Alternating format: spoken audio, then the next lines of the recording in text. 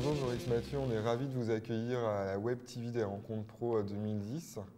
Alors on est ravis et c'est un grand plaisir d'accueillir un illusionniste. Et ma première question c'est avec quel background et comment on conçoit une installation entre lumière et ombre et fantôme et survivance des choses? C'est un parcours au départ très classique parce que moi je viens du théâtre, donc l'histoire du spectre dans le théâtre elle est très présente déjà, donc c'est un peu inscrit dans cette histoire générale-là. Après c'est vraiment la rencontre avec un auteur, la rencontre avec son univers qui m'amène à concevoir le dispositif du spectacle précédent qui s'appelait Les Anges mineurs, qui était déjà adapté d'un texte d'Antoine Volodine. Et cette installation qui s'appelle Le Bardo.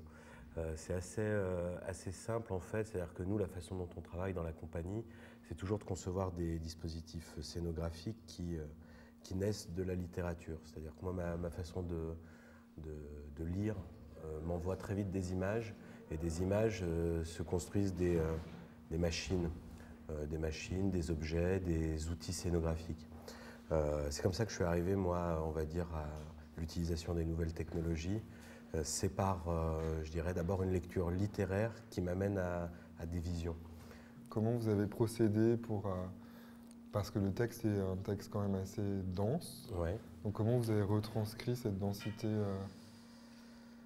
On s'affranchit pas mal du texte, c'est-à-dire que le texte est dense, mais l'appropriation et la liberté que nous laisse l'auteur est totale. Donc très vite, ça nous permet de dériver vers la mise en place de climat. C'est-à-dire que le sens du projet est quand même davantage de créer les conditions favorables à ce que la magie opère pour le spectateur, davantage que d'être dans une narration linéaire.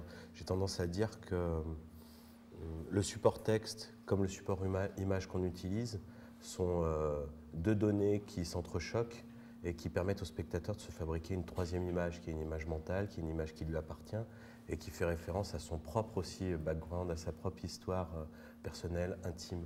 Moi, c'est ça qui m'intéresse dans l'outil technologique, finalement, c'est la part de sensible qu'il permet d'amener.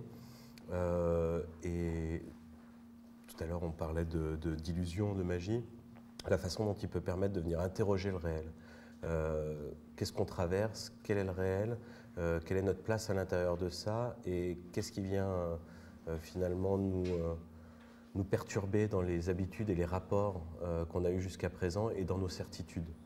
Je trouve que les nouvelles technologies, elles nous permettent ça, elles nous permettent de créer ce trouble-là et de venir poser cette question-là de manière spectaculaire et scénique. Mais en fait, dans toute votre démarche, et notamment dans le parcours que vous proposez ici, c'est l'inverse du train fantôme. C'est-à-dire que même si on est dans les conditions optimales d'un train fantôme, c'est-à-dire où on déambule dans quelque chose de sombre, où on est surpris. Avec des masques en plus, des personnages masqués, c'est vrai qu'on reprend pas mal d'éléments du train fantôme, c'est juste. Ouais. Et comment vous avez conçu un univers qui est une extension, c'est-à-dire qu'on est très loin, mais très loin de cet univers un peu grandiloquent, et en même temps où il y a une vraie tension tout autour des choses. Comment elle s'axe, comment le parcours s'axe en fait?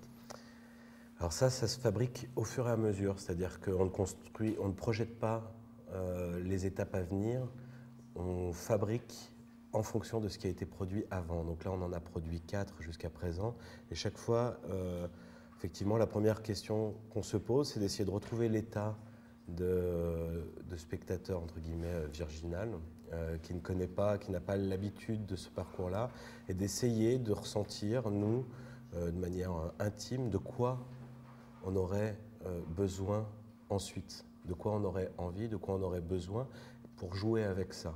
C'est très difficile parce qu'on se rend compte que les réactions des gens sont extrêmement singulières, c'est l'essence du projet, de les mettre seuls à l'intérieur de ça et que leur expérience soit singulière.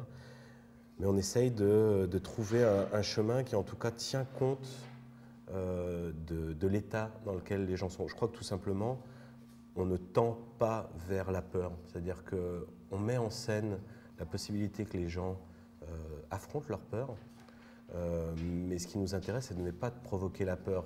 C'est là qu'on s'éloigne du train fantôme. L'excitation, elle ne vient pas de là. Elle vient de pourquoi toutes ces peurs nous polluent aujourd'hui, d'où viennent-elles, pourquoi a-t-on aussi peur, pourquoi est-on aussi hygiéniste, pourquoi a-t-on aussi peur de la mort, pourquoi toutes ces choses-là nous frappent. Et comment on peut les remettre à distance à l'intérieur de ce parcours-là qui flirte davantage avec, j'espère, l'auto-analyse que vers la psychanalyse ou encore moins vers l'ésotérisme.